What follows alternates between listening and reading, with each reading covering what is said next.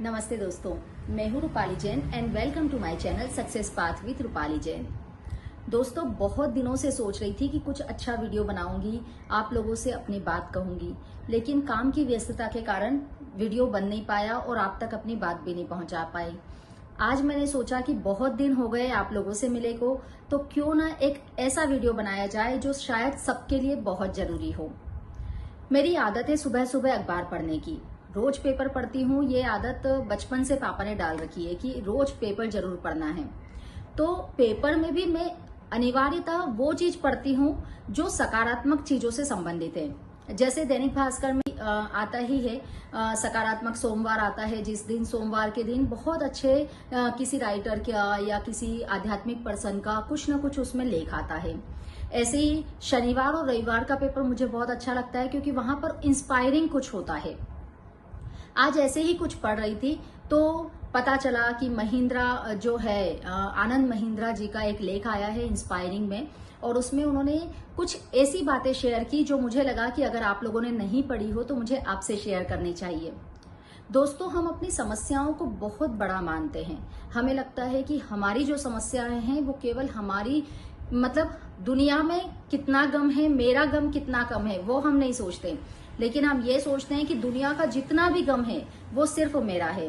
और होता ये है कि हम हमारी समस्याओं को इतना बड़ा करके देखते हैं, इतना बड़ा करके देखते हैं कि हमें लगता है कि केवल हम ही हैं जिनके पास समस्याएं हैं। पता है, समस्याएं छोटी बड़ी हर किसी के पास होती है।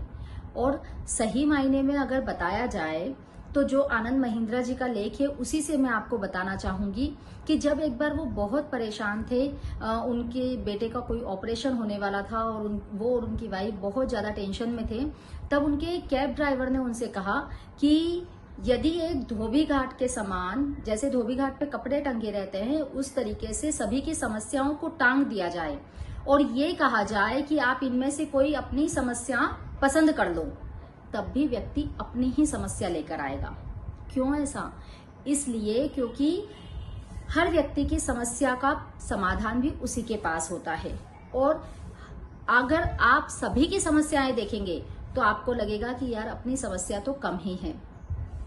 छोटा सा एग्जाम्पल लेती हूँ।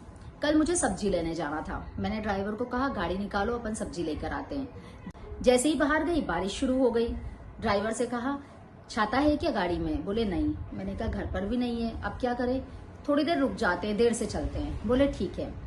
जैसे ही बारिश रुकी ड्राइवर बोला मैडम चले? मैंने कहा ठीक है चलो। और जैसे ही हम वहां पहुंचे सब्जी मंडी और बारिश बहुत तेज शुरू हो गई। ड्राइवर बोला अरे मैडम अपनी तो किस्मत ही खराब है, देखो यहाँ आकर बारिश तेज शुरू हो गई। मैंने मन में सोचा इतनी छोटी सी बात के लिए किस्मत खराब, यह कितना बड़ा वाक्य है, उसको पता भी नहीं चला।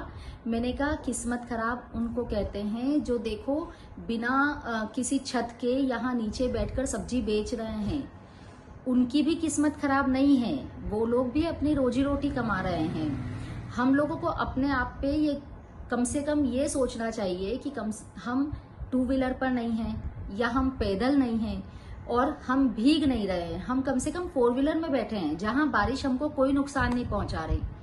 तो बोला हाँ मैडम बात तो सही है।